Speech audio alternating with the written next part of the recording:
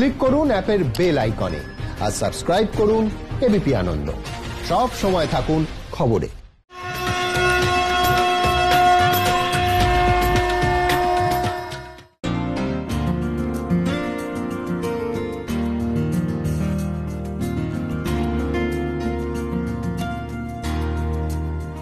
বশপুকুর শীতলা মন্দির দক্ষিণ কলকাতা অত্যন্ত গুরুত্বপূর্ণ এবং পরিচিত একটি পুজো।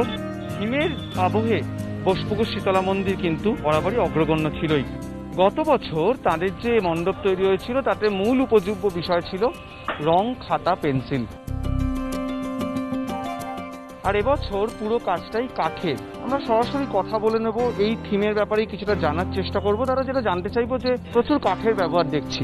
থিমের নামও আপনি বললেন ফ্রেম। আজকে যখন এই মণ্ডপ সম্পূর্ণ হয়ে যাবে কি কি দেখতে পাবো আমরা?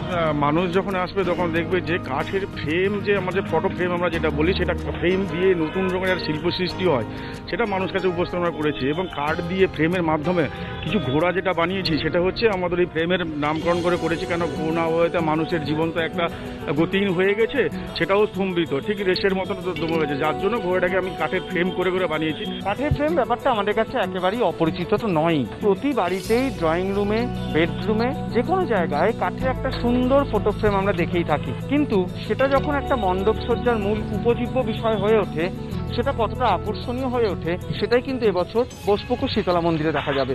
ক্যামেরায় মৃন্ময় চক্রবর্তীর সঙ্গে অরিত্রিক ভট্টাচার্য, এবিপি আনন্দ, কলকাতা।